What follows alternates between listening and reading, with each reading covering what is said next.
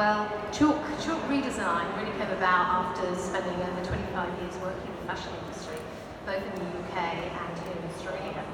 And realising that when I first started, I was doing my own brands, which were very much designer labels, small, manufactured in the UK.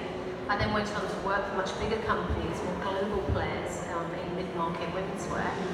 And then noticed how everything had started accelerating. Fast fashion was on the increase, and it reached a point where actually it felt like the industry was out of control in terms of the amount we were producing, the fact that we weren't aware of how much waste we were making, we lost control of our supply chains. So I stepped away from the industry to then kind of reflect on what could the future of the fashion industry look like. And in my research, I started to look globally at what's happening in the rest of the world, and I found the circular economy. So for me, it was looking at a circular fashion system that could be more regenerative and restorative. So my focus is very much on looking to see what's happening globally in that space, and then how can we then take a lot of those learnings and use it here in our businesses in Australia. So I work with brands that are looking to move towards more conscious sourcing, especially in the space of fabrics. So I think for designers, it starts with the materials you have in your hand, so that should go back to good materials. So for me, a lot of it has to do with technology in fibre production and production of fabrics. So really that was my inspiration. I decided I no longer wanted to be part of the problem, but I wanted to be part of the solution. Excellent. And John, I'm not sure if you touched on this in your talk before, but was there a defining moment for you? You know, you've worked across Nike and their environmental group, and you've been focused on climate change, but was there something that really spurred you on to create for good? It was reading Tim Flannery's book about climate change. That was the switch, I guess, and I became obsessed with climate change, which I learned a lot, and I haven't walked away from climate change because it's still obviously there, but my strength, I guess, is to engage and inspire others to change. I think sometimes, God, we're still having the same conversation that we were having 15 years ago against climate change, and you go, so park it and just do good stuff. But Tim Flannery's book was my catalyst. Now, Edwina, you've been in the industry for quite a while, and through a broad range of subjects as editor for Vogue and Harper's Bazaar, what sort of problems or changes in the industry have you seen since you've begun from start to now?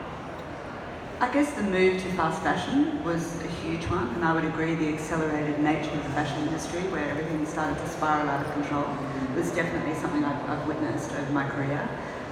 In terms of inspiration and caring about our more sustainable future and what Vogue can do about that, 2 years ago I attended the Copenhagen Sustainable Fashion Summit at the invitation of Princess Mary, who was actually the patron of it, and attracts incredible people to speak at this summit every year. I started to hear about some incredible work that a lot of companies such as Nike, as you've discussed before, and H&M were doing in this space.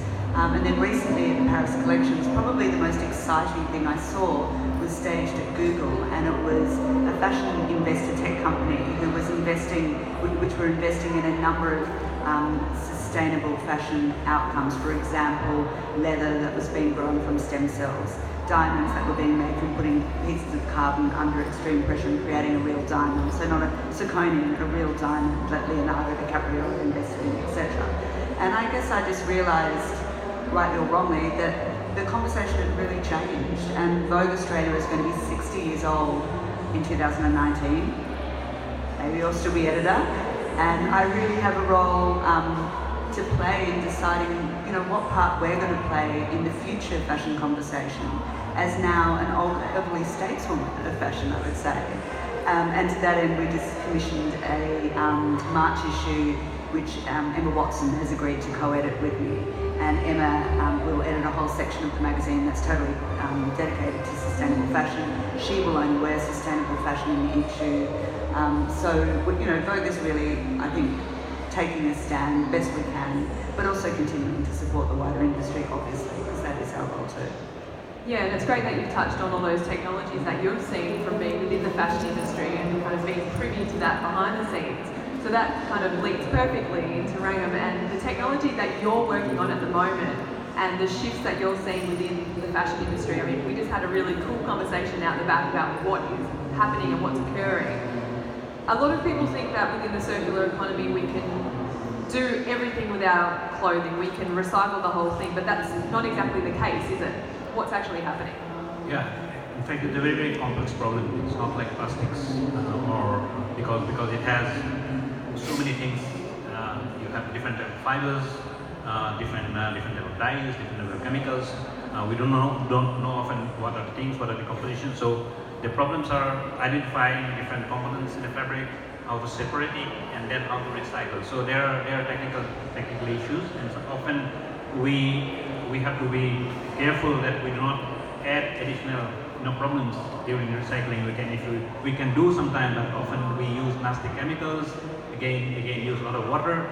So it is not only the circular process, but also do it properly and reducing the impact as much as possible.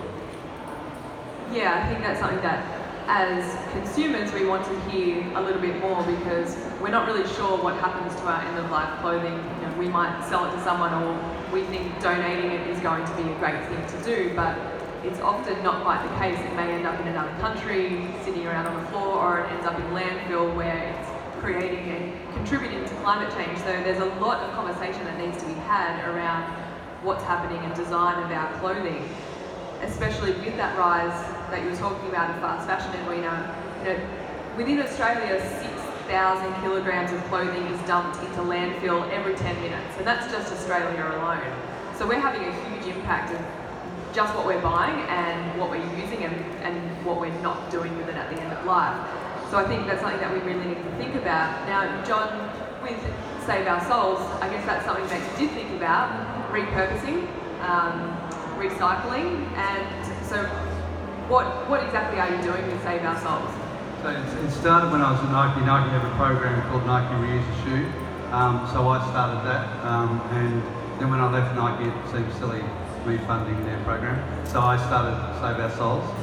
So what we do is we collect old footwear, and we make flooring out of it. I reckon I'm about 18 months away from making a new shoe out of an old shoe, which I'm going to make in Australia, which is that's the plan anyhow.